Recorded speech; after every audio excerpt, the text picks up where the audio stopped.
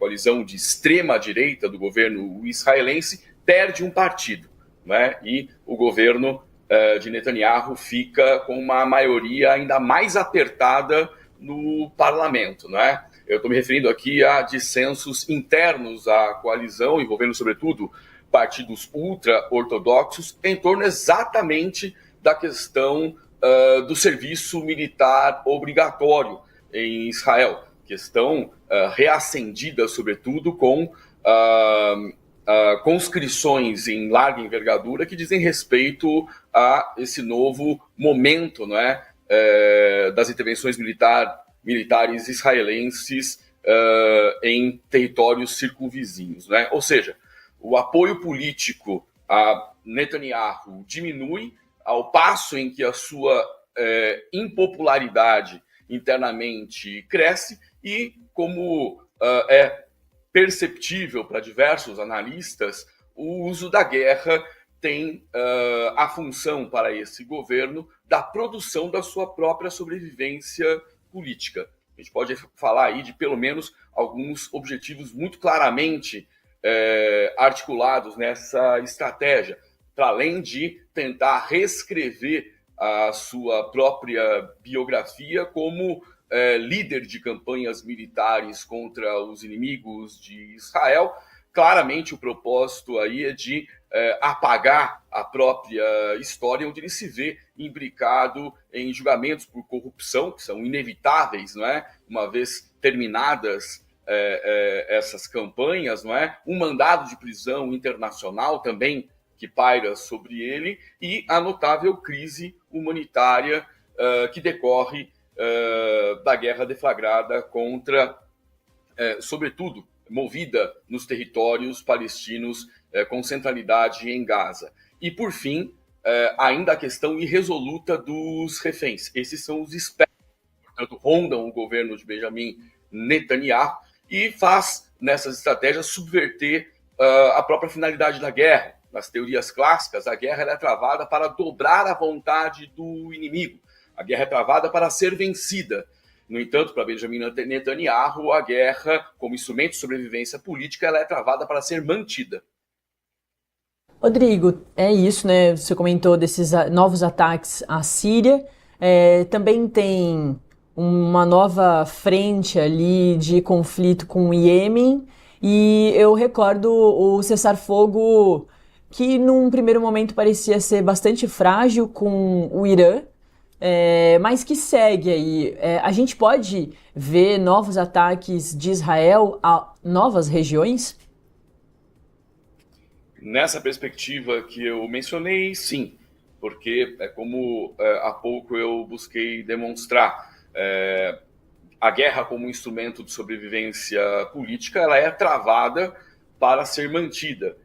Em que pese os dissensos também havidos entre o governo de Jerusalém e Washington, sobretudo no que diz respeito ao Irã, primeiramente, e agora em relação ao novo governo sírio, empossado, né, após a queda do regime de Bashar al-Assad, não é? Então, enquanto, por exemplo, o governo de Trump pede um cessar-fogo imediato, sobretudo porque os ataques de Israel interrompem conversações que vinham tendo curso. Em maio, Donald Trump se encontrou com o novo presidente da Síria, empossado após a queda do regime de Bashar al-Assad, Ahmed al-Shara, é um líder islâmico que até o final de 2024 estava na lista de terroristas procurados pelo Serviço Secreto dos Estados Unidos, não é? Está à frente de uma força política, não é? O Hayat Tahrir al-Sham, que foi afiliado ao Estado Islâmico, né? E, por conveniência, sendo o principal grupo rival do Bashar al-Assad, interessou as estratégias que nós costumamos chamar de caos criativo, não é?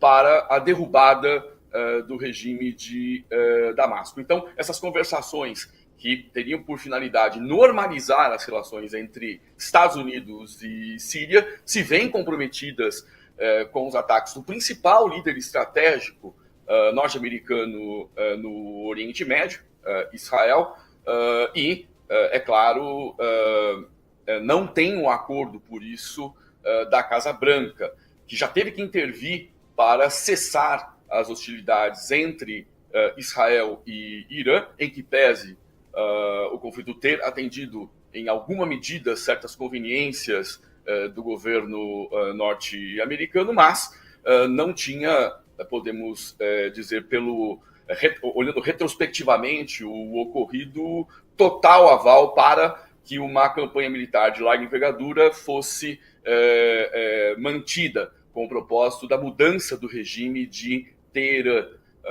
Enfim, faltavam-lhes elementos tanto objetivos quanto subjetivos para tal. Então, é possível verificar um certo dissenso quando o governo de Benjamin Netanyahu afirma que seguirá com as ações ditas, não é, em defesa da minoria étnica dos drusos, e a Casa Branca pede um cessar-fogo imediato a fim de retomar essas conversações para a normalização das suas relações com a Síria.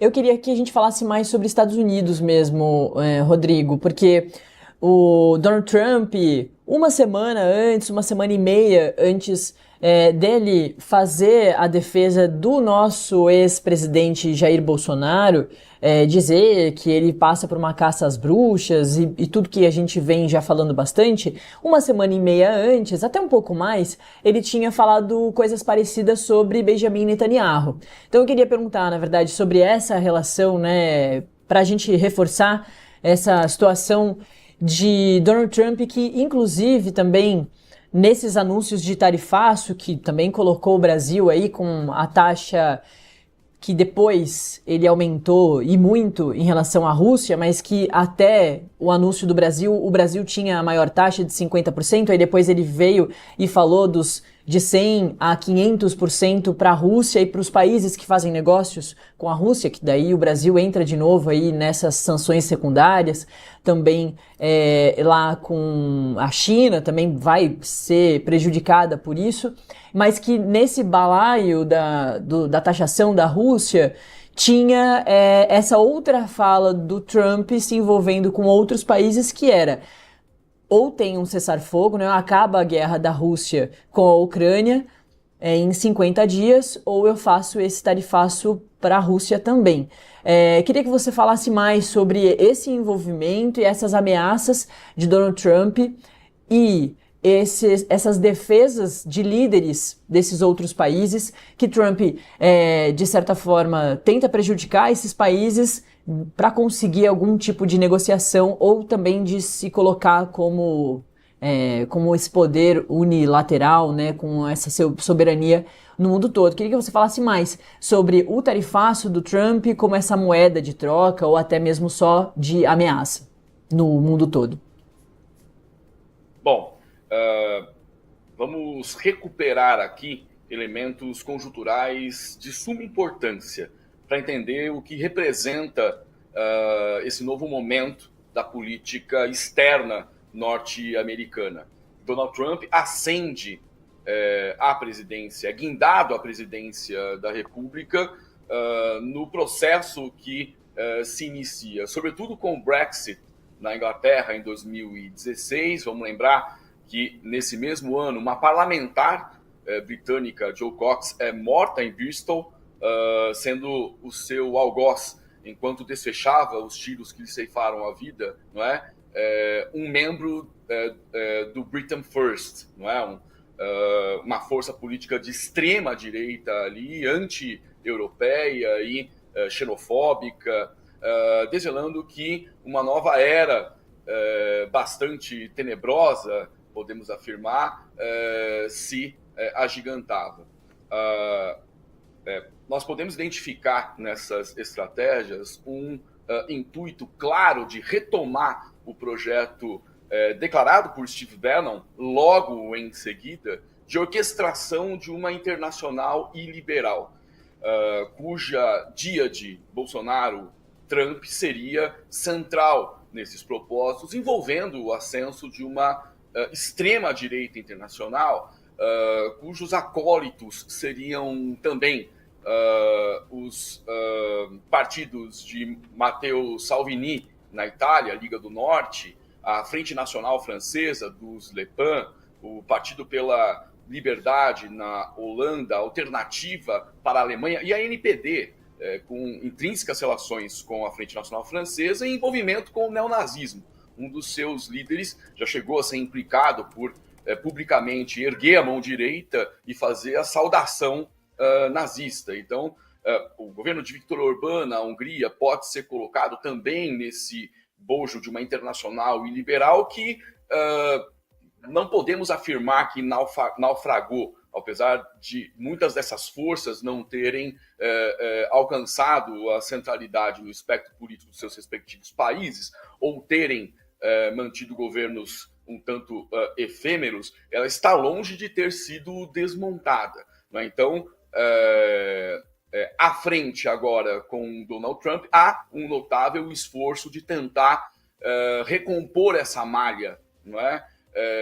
De uma internacional e liberal.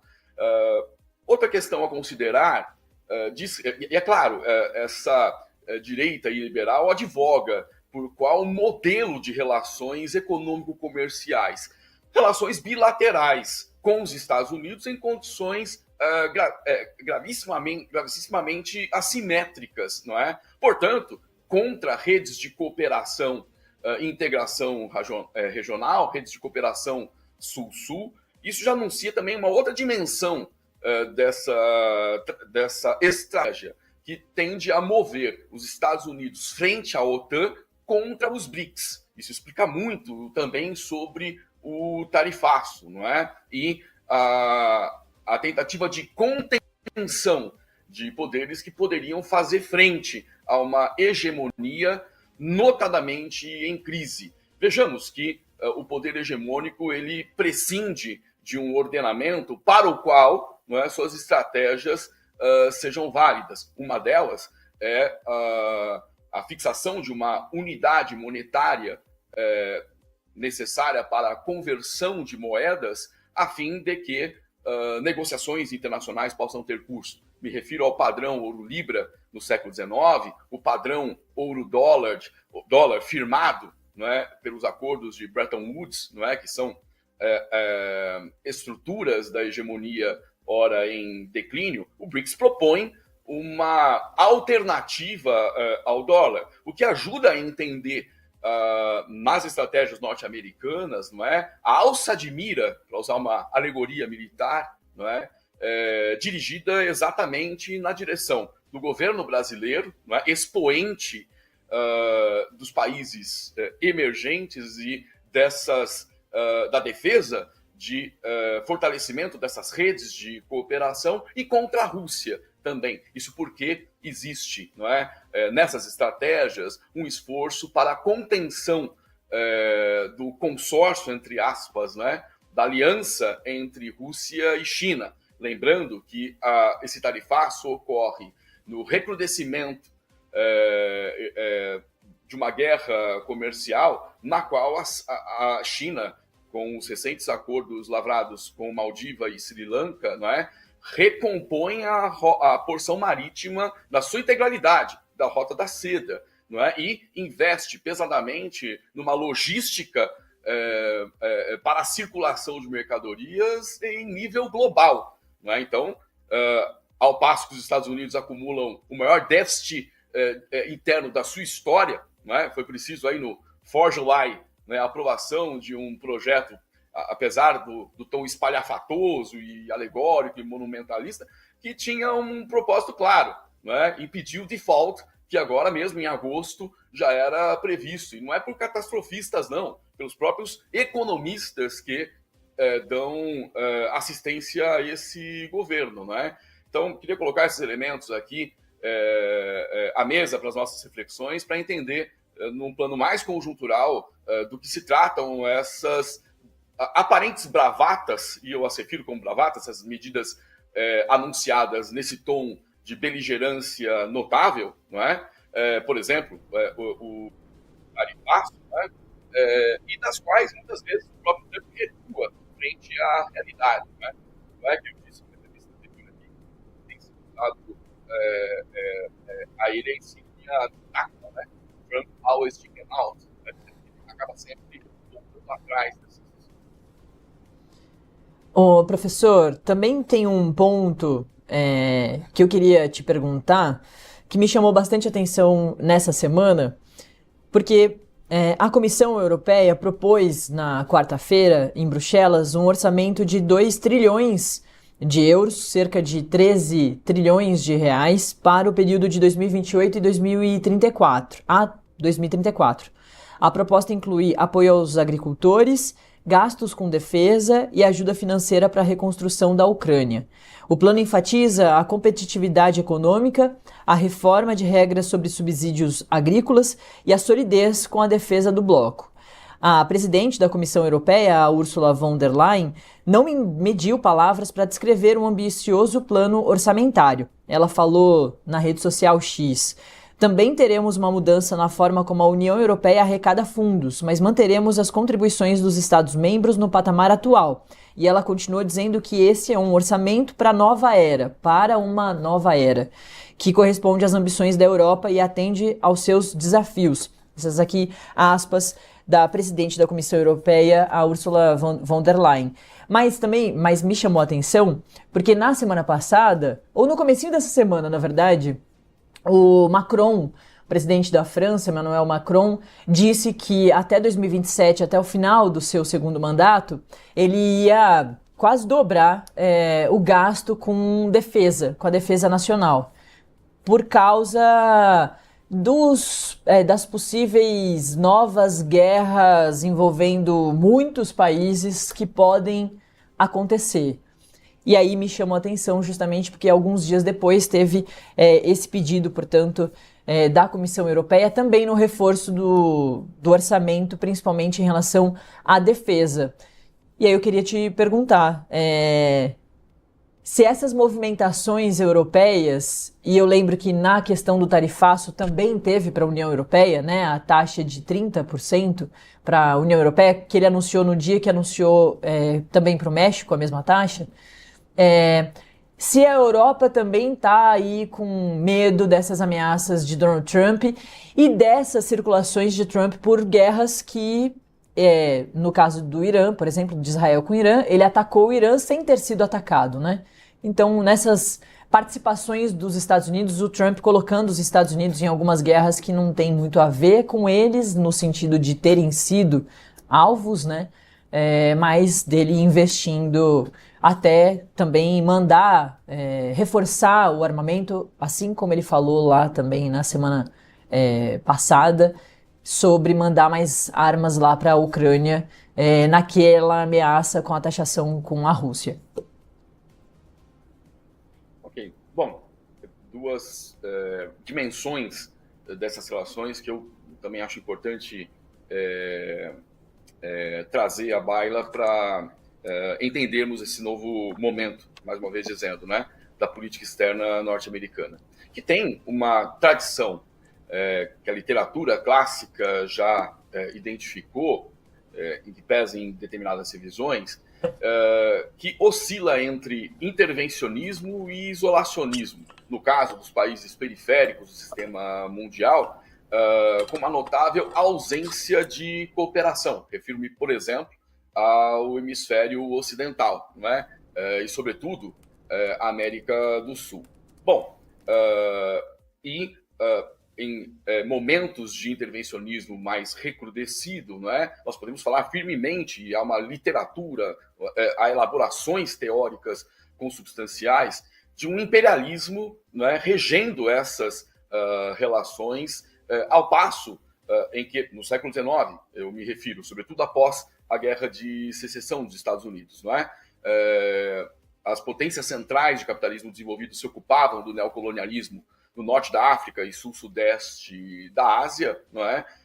O raio de atuação da política externa norte-americana, não é? Sobretudo após a vitória nordista e internacionalista, não é? Em termos de perspectiva industrial na Guerra de Secessão, após o período da reconstrução, acaba sendo o seu raio circunvizinho imediato, não é? O circuito circuncaribenho e, extensivamente, por meio de representações, por exemplo, de Brasil e Argentina, o sul do hemisfério ocidental. Bom, então o imperialismo já nos é conhecido.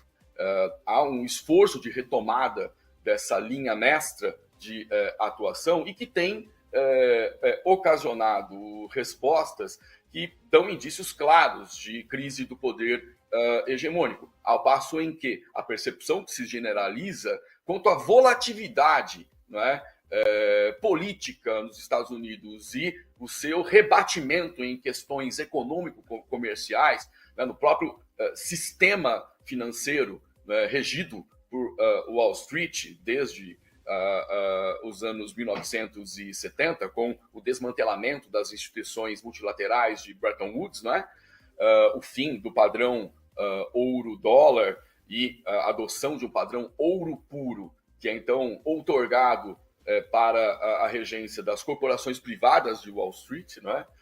Esse modelo se colapsa frente a uma notável crise de confiança, enfim, generalizada, e aí a União Europeia a representa bem, não é? Quanto à necessidade, sobretudo, de diminuir, se não, por fim, a dependência, né, de relações com os Estados Unidos em termos econômico-comerciais.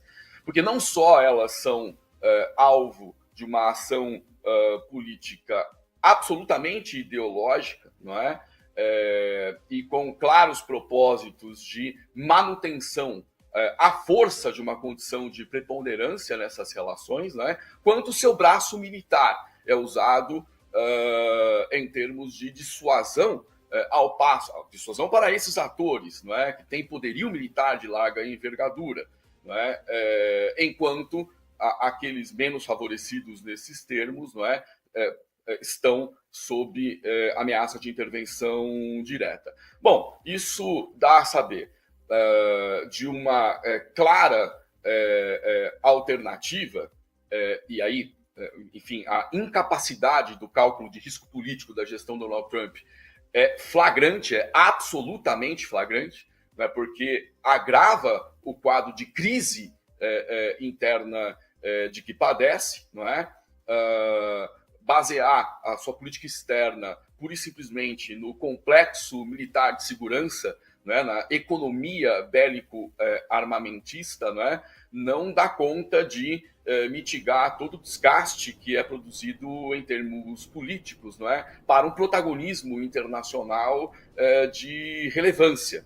Ou seja, os inimigos que são provocados, estimulados, eu não digo nem inimigos, não é, mas aqueles colocados numa condição marginal, efetivamente, por essa política externa, tendem efetivamente a buscar alternativas entre si. E aí a saída do fortalecimento dessas redes de cooperação tem tudo para ser exitosa no curto, médio e longo prazo, como alternativa, repito, a uma decadente hegemonia que tenta se manter no plano da pura e simples dominação.